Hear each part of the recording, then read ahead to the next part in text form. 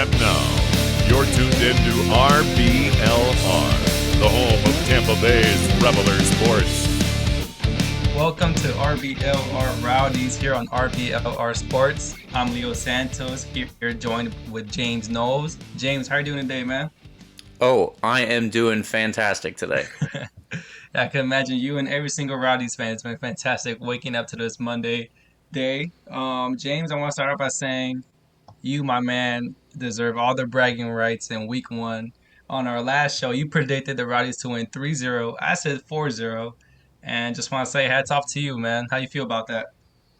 I'm feeling pretty good. If it keeps up like this, I'm thinking maybe we get a little bet pool between you and me, see how that goes. But so far, I won't hold you to anything. Say you owe me a beer or something. Yeah, appreciate that. We gotta wait till further down the season, see if you really up me every single week. Yeah. Um, let's get into it, James. So I want to start out by talking about the Rowdies lineup. Obviously they won the game 3-0. Guenzati 2 goals, 1 assist, an obvious candidate for man of the match. But with their lineup, they stuck to their formation that worked for them last season, a 3-5-2. In the back, in the goalkeeper position, should I say, you had Lauro, who had a phenomenal game in my point of view. The defense, Guillen, Lasso, Scarlett. The midfield five, Dalgard, Doherty, White, Steinberger, Antley. Up top, Guenzati and Dos Santos. From this lineup, did you see any differences compared to last season when they went on to that incredible run, James? So up top, they started with Dos Santos, and he is a new signing, obviously, this year. He is a big forward up top, and he was able to use his body to hold the ball up and bring other players into the game, which is what you want from somebody up there. He did well in that role. In the midfield, we had Lawrence Wyke playing his first game for the Rowdies, another new signing, and I thought that he did really well. He was a good motor out there, going all over the place. He could anywhere he could run. And on the right, we had Connor Antley starting his first game as well. He did pretty well, I thought. It was a little bit of an adjustment, I would say, for him. And then getting Dalgard over on the left wing as opposed to the right, where he usually started. I thought he was all right. Probably something to get back to later on in this show. But yeah, the new guys were coming together and trying to get into that same formation, like you said. Yeah, I want to talk about the new guys a little bit more. You touched on Dos Santos, White, Antley. I thought they had a solid debut, specifically White. Man, this dude was just all over the place. He was sliding into tackles. He was stopping plays from happening, cutting down those passing lanes. And it's not only that he did that, but once he intercepted the pass, he passed it right away. But he picked the correct pass to start a play that could finish off seeing a goal. And he was just very energetic in that middle of the park. As far as Antley, I agree with you. He didn't start off on the best foot, but he grew as the game went on. He really provided a lot of width for that Rowdies team.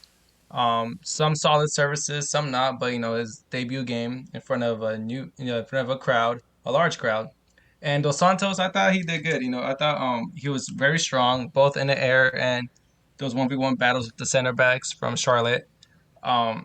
Leading up to that third goal, he held up the play correctly. He really bodied the defender to send Guenzati through, and obviously Guenzati passed it to Leo Fernandez. Leo Fernandez finishes it off.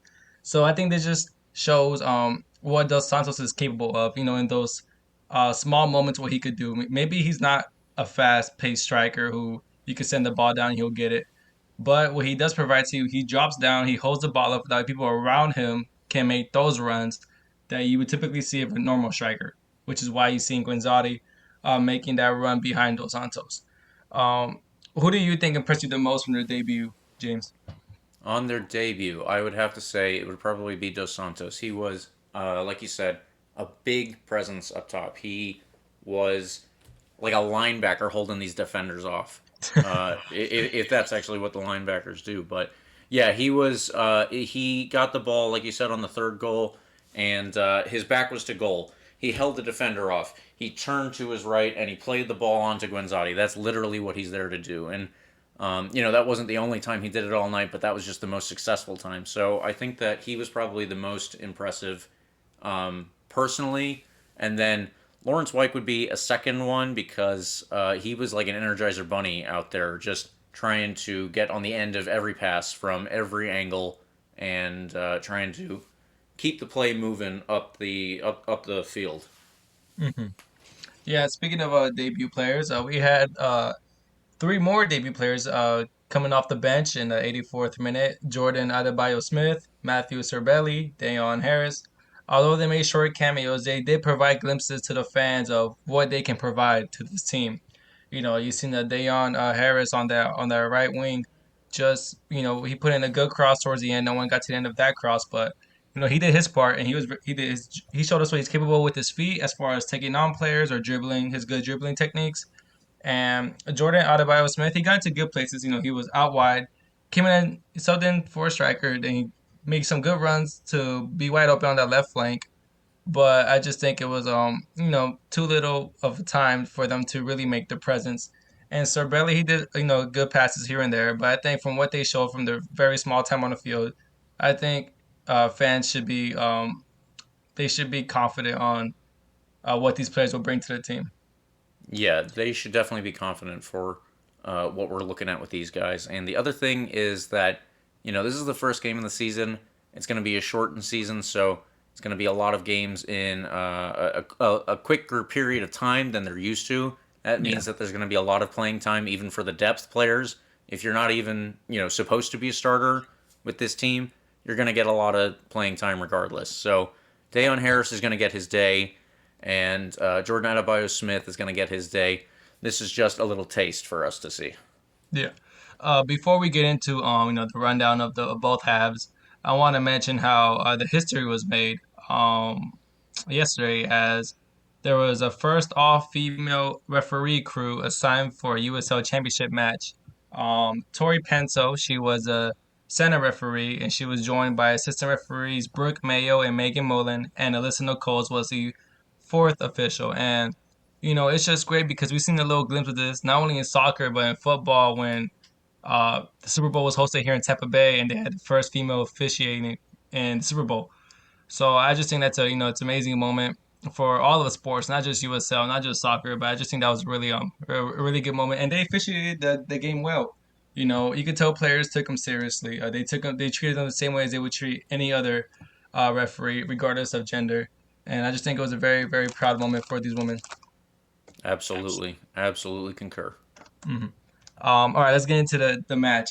So the first half, 0-0. Not too much action going on. Maybe a few chances here and there. But what would you say what would you give your overall take for the first half, James? Yeah, the first half was, let's say, preseason form. They are still trying to get used to, the system, of course, and all the preseason games were played behind closed doors. That's why we didn't really have much to go off of beforehand, other than anything that was a hangover from last season to this year. Now we've actually got some play to go by, and the players getting introduced to a little taste themselves of what a crowd at Al Lang Stadium is like. Usually, that thing is packed to the rafters from what I've seen, and it was still pretty loud for what was ultimately a limited crowd. Yeah, a percentage of what we're used to for the crowd. So I thought that for what it was, first half of the first game, fair enough. Get it out of the way, I suppose, because there were a fair few sloppy passes, bad giveaways, kind of stuff that you don't want to see. But if you're going to do it in a game that you win 3-0. Get that out of the way, like I said, and move on to the next game when you can hopefully bring it together a little bit more.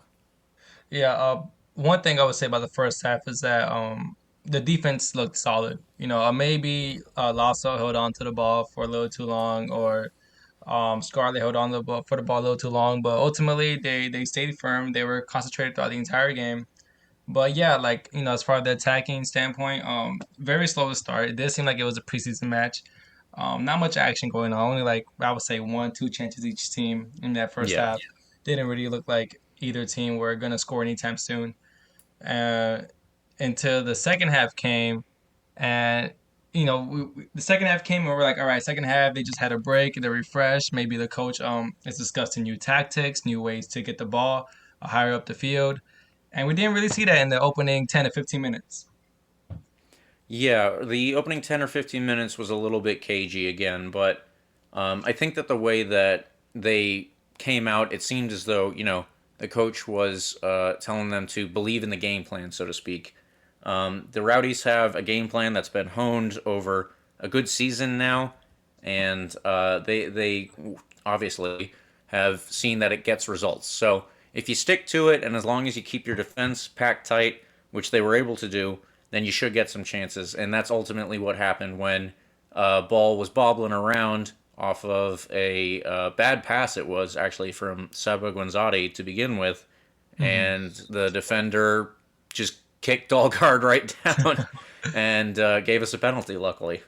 Yeah, I think that's what something had to happen that would ignite the potential of the Rowdies to score goals in this game. Luckily, it came from that penalty because after uh, Guinzotti converted that penalty, sent the goalkeeper the wrong way. It took him a while again to pick up the pace. Like you gotta go in there and get another. You have the talent, you have the skills, you have the players to get a second goal and really put this game to bed.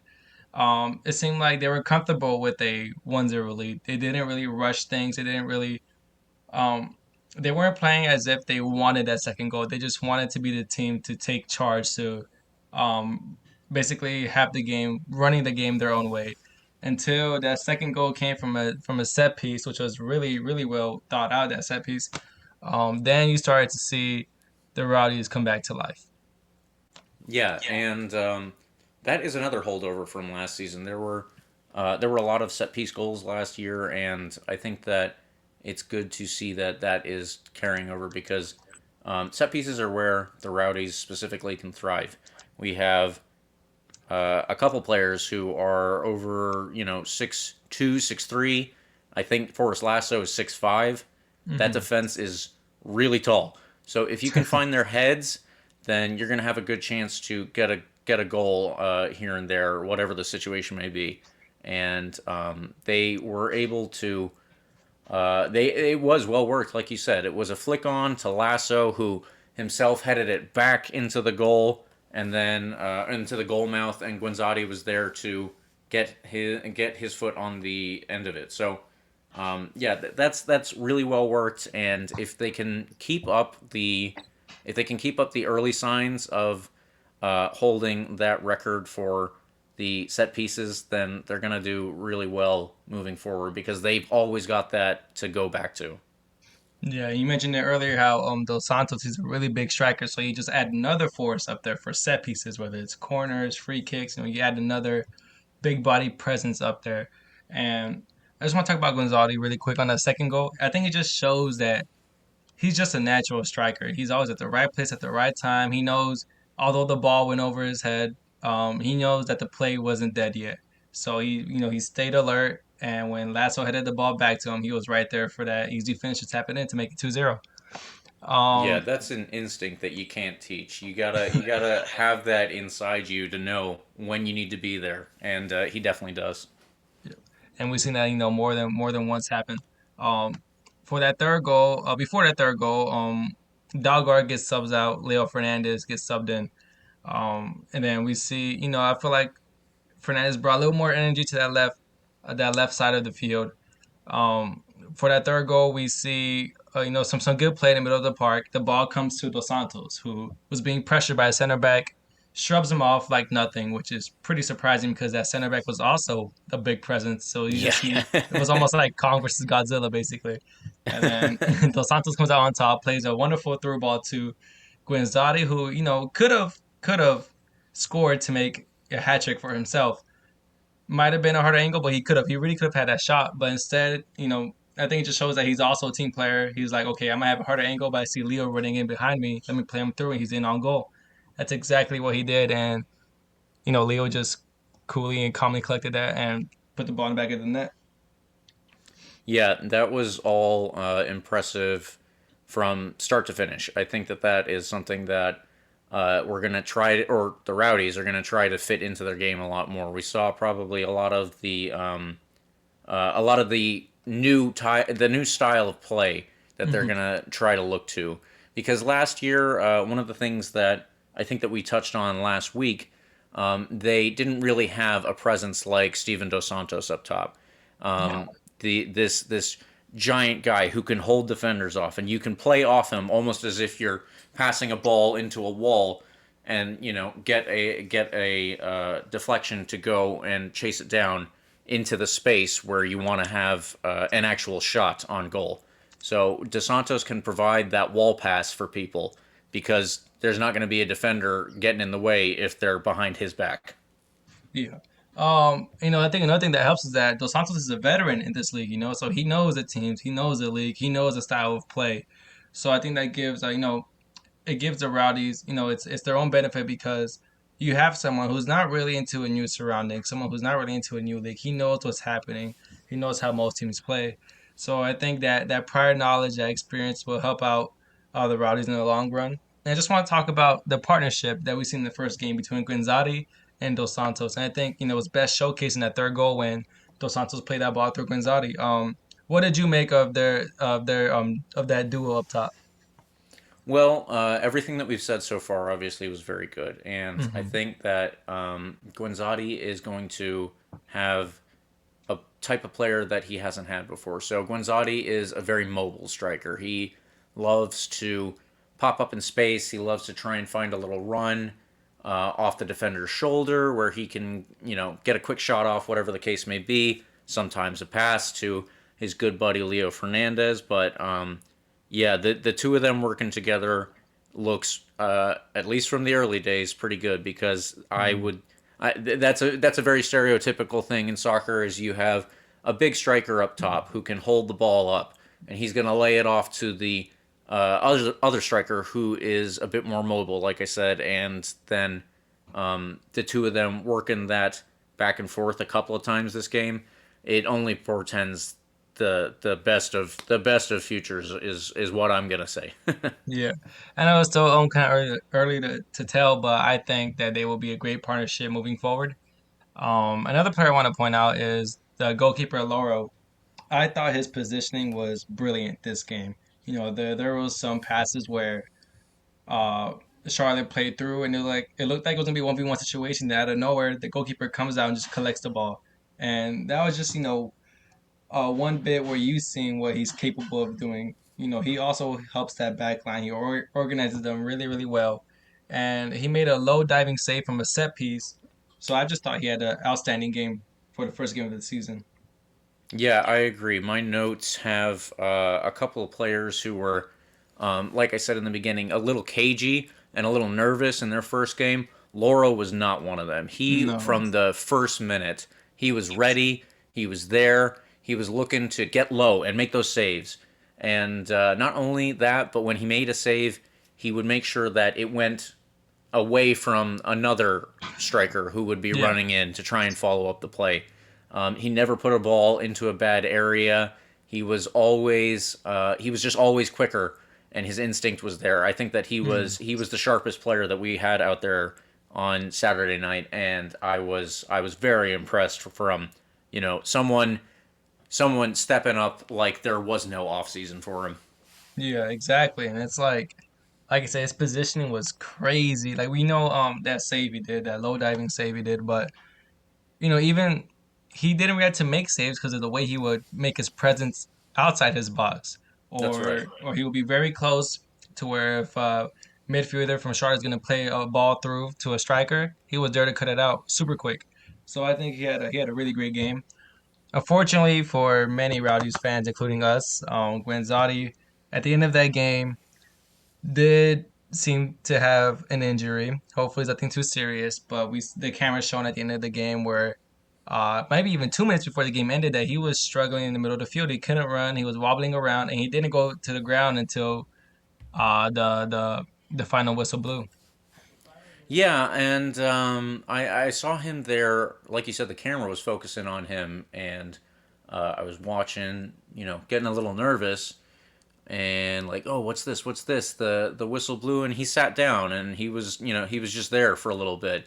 It's one thing, and you'll hear it from plenty of people that soccer fans might not, or soccer players might not be the toughest people, but when the game's over and you're sitting down, there's no reason to Yeah. fake it there. That's probably going to be that he had some sort of knock at that point in the game, and hopefully it's nothing that will carry over. I asked the coach after the game when we got into the press conference there, have you heard anything? And at that point, it was too soon. So unless we get any more updates over the course of this week, then I am going to cross my fingers that he either doesn't have anything too serious, or if so, maybe it'll only keep him out off the starting lineup or something like that, and we can slide somebody into his role. Yeah. And on their Instagram page, the Tampa Bay Rowdies, he was actually speaking. They released his press conference, and he seemed to be in good spirits. He seemed to uh, have a happy face on, and I don't know if that was saving face or anything like that, but he seemed like he was happy, good to go. It didn't seem as if he suffered a serious injury, but like you said, it's too early to tell. Let's hope it's nothing serious. What else did you hear from the coach in that press conference, James? Well, I heard a couple more things about how he thought the game went. He said that he was really impressed with the debutantes that we were talking about. Lawrence White, Connor Antley, Steven Dos Santos.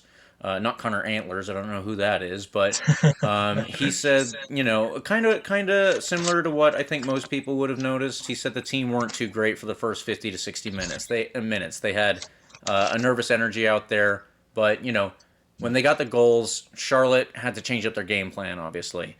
That was something that he noticed because when you're down a goal, you can't just sit back and wait for your lucky chances to pop up. And when they had to actually go and start attacking, that left more space in the back, which is how probably Gonzatti got open off of the Dos Santos pass to lay it off to Leo Fernandez for the last one.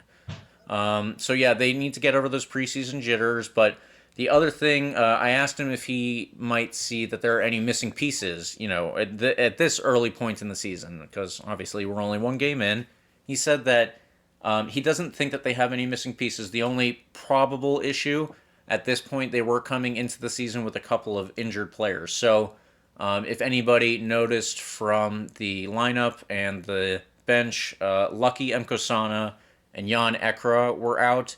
Another player, one that you highlighted last week, Juan Tejada, he was not there. They were all probably injured from what I gathered in the press conference, and Leo Fernandez was not starting. We mentioned that Sebastian Dalgard was starting at the left side. That's not his normal position. Usually they would have Leo out there, and I think Leo Fernandez was another one that was just coming off a bit of a knock. You don't want to give him a whole 90 minutes, but hey, when you come off the bench and you score a late goal, you can't really complain. That'll really boost your spirits. Hopefully, it'll be something similar for him, and it's something similar for Guenzati coming into this week. That's the other thing. As a striker, you're just going to get a lot of people kicking you when you're trying to take a shot. I was a defender, and one way to put somebody off is to just dig your toe in right as they try to kick it. So, not to say that I earned any penalties or anything, but that might be something that he's dealing with, and hopefully he will not join all those guys on the bench behind the bench next week. Yeah. We talk about how the coach said there's no missing pieces, and I actually have to agree with him on that one because it just seemed like they're solid all around. They brought back 15 players from last season. They brought in these players who, even the ones who didn't start, they showcased their talent, what they're capable of doing, and it's just, it's really crazy how so early in the season, the first game of the season, you're not in the need of making an emergency transfer, emergency signing, because you have everything right there. So it's just a matter of executing the game plan every week. And I will agree with the coach saying that the team wasn't really at the best in the first hour or so. Even after the penalty, they still had to up their game a little bit to get those last two goals. As far as Leo Fernandez, he came in, he scored, he did a great job. He looked very energetic on the left wing side. And I want to ask you this, James. Let's say Leo Fernandez is 100%. would you think it's a good idea to put Leo Fernandez in for Dalgard? Yeah, so I think that Leo was the starter there, and Dalgard was the starter at the right last season. That looked really good, and Connor Antley did look pretty good this first game, but it's the same kind of thing where it might be a little bit preseason jitter. So maybe give him some time to work his way into this, and give the two players that are already used to the system as you can be at this point the time to just showcase the fact that they already are. Give Antley something to say, hey, this is your goal. This is what you got to meet if you want to be a starter here. And I would personally say, Dalgard, Leo, they have proven themselves to be capable of playing at a top level in this league. So give them the run out. But that's just me. What about you? I would say I thought Antley, he grew into the game. For a new player, I would just keep him in there. Just keep him on the right wing side. And as far as Dalgard, I would switch him with Leo Fernandez because even if Antley isn't doing as well as the coach wants him to do, you have Dalgard who knows what the coach wants him to do. So you put him in there either at halftime or early in the second half, and I feel like nothing could go wrong with that mindset. Both good Um, options. yeah, again, it just shows how much depth they have within this team, and just all these amazing players Neil Collins has available to him. And one thing I really want to mention right now, as far away from the players, in regards to fans, man, that was an atmosphere, wasn't it? Yes, that was great. Now, I was not at the game. Hopefully, I will be able to get back to these games in person in the near future. But I was on the press conference, like I said, and Neil Collins, the coach, he highlighted that. Somebody asked him, what was it like getting back in front of these fans? And he said, it was a long road coming, and he wants more of it. That was a direct quote. They had an attendance of 1,870 people. Obviously, that is not the full attendance that the stadium can hold. And I think that, as we get further and further along with the COVID situation, we're going to obviously add more and more people, hopefully each game, and it's just going to be louder and louder. I thought that it was a great start, though, for 1,870 people. Like I said, that sounded much louder. I think that the people of St. Pete were hearing something they haven't heard in probably over a year. Exactly. It's just like I was also watching the game on TV, and at times when the game wasn't really too much action, one thing that didn't stop was the drumming, the singing, the crowd, the chants. It just kept on playing and playing and playing. And even though there wasn't, like I said, action on the field, these fans were just embracing the moment of, the Rowdies being Eastern Conference champions and them getting started on the first game of the season. They were really embracing this moment. And although it was limited, it was still it was still felt like a sellout crowd. I mean, obviously it wasn't, but it felt like it because just the way the fans were very energetic in this game. Before we get into more analysis, James, I want to mention they had to do something with those advertisement boards because I seen Lasso and Dos Santos hit those boards and flip over to the other side. Like, how close are they to the field, man? Yeah, there was some acrobatics that weren't even on the Yeah, field. It was players trying to just make sure that they didn't break their legs. I don't know who's in charge of how tall they are or where they get placed, but maybe they could look into that. It was a couple of times. yeah, because I mean, although Lasso or Dos Santos weren't really hurt, it seemed like someone could get seriously injured by those. Like if you're running at full sprint and you play ball across and you're just keep on running, you're gonna flip over and might hurt yourself because it's like really really close. And obviously Dos Santos and Lasso are really big dudes, so it wasn't gonna hurt them, but like scoot it back a yard or two, like give these players room to breathe. Give them some room. Yeah. Exactly. Um, I want to talk about this real quick, James. Juan Tejada, probably at the game because he was injured. Let's say he's fit next week. How hard do you think it is for him to break into the starting lineup, considering all the depth the coach has? Yeah, it's the same situation right now for Juan Tejada and Lucky Mkosana. They are both injured and trying to come back, and the coach obviously knows what they can do. Hmm. But this is a good start up top for our two strikers. They were both heavily involved, Guinzotti and Dos Santos. So it's definitely going to be hard. Is he the first one off the bench? That's the thing, is he can play elsewhere, and if they have to switch up a formation even, then he's got a really good chance to get on the field. So it depends on how the game starts out. This next game coming up, and it depends obviously also on Seba Guenzotti's situation with his legs and a Exactly. Yeah, possible and injury. yeah, Lucky and Tejada, they're two fan favorites. You know, I feel like if the coach does such information, is he willing to risk that for two players who are fan favorites? Because obviously, I don't know if Juan Tejada could really play that right wing back role. I don't know if he has the style to do his defensive duties.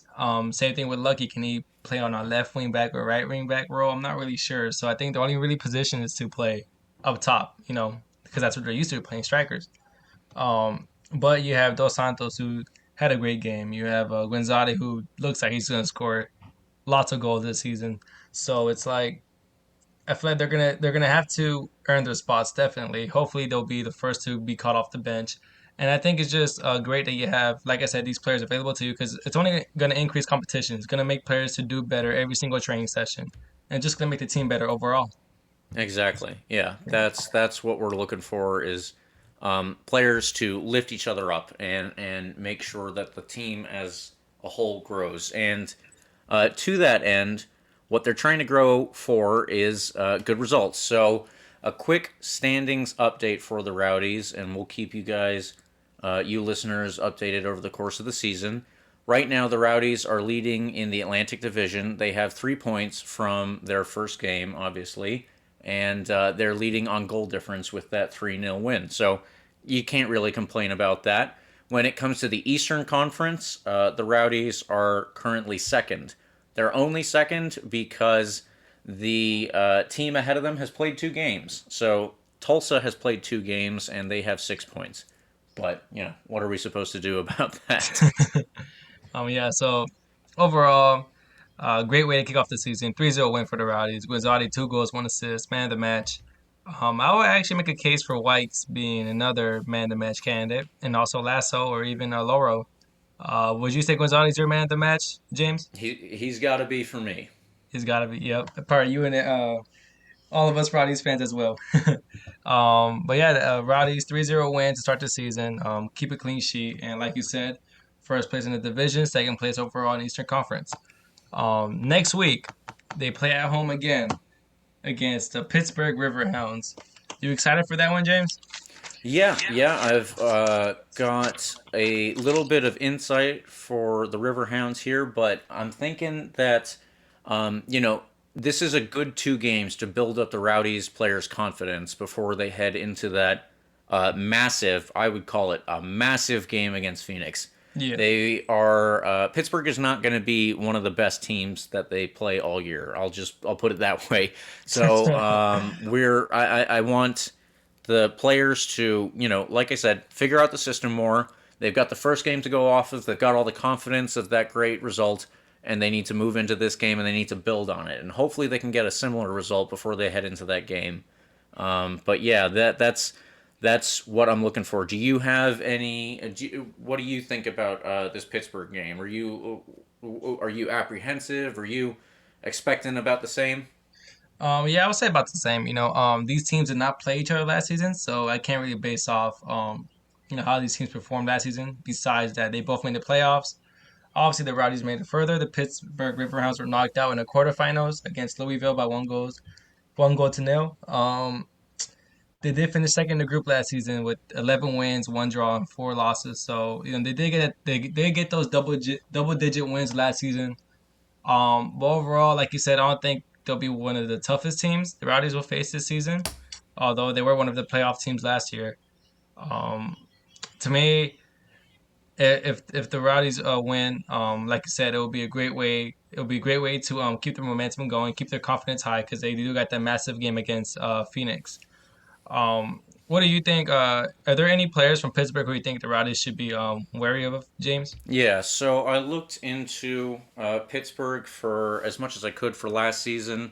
Like you said, nothing for game specific against the Rowdies, but there are a couple players to highlight. So they have their longest player ever, or the longest serving player, I should say, right now is Kennardo Forbes. He's a Jamaican international. He's actually played for their national team. He's a pretty good Okay. player at this level. There's a guy on loan from Major League Soccer, Tommy Williamson, just drafted this year. So I'm not entirely sure, what to expect.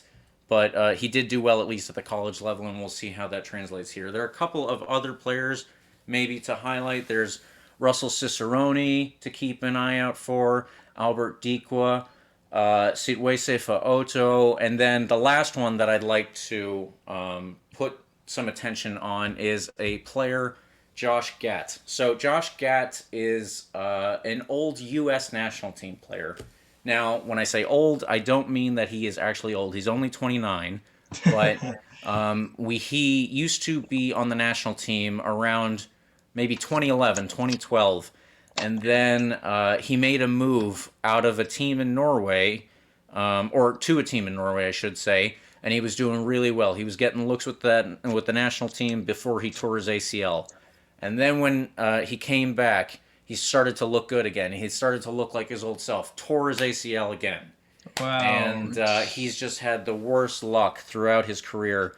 He's been bouncing around to a couple of teams. He played in Major League Soccer for a little bit.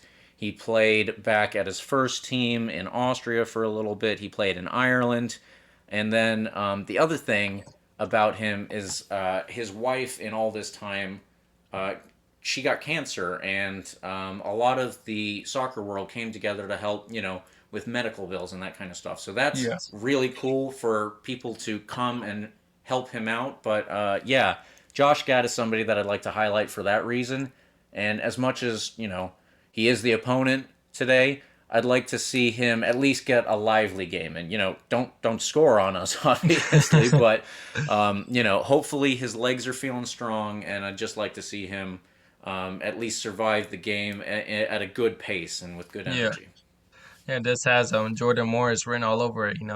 Same player who's from the U.S. national team, but also suffers ACL injuries often. And it's just sad when you see players at the professional level, they work their whole lives to be where they're at, only to see serious injuries just derail that.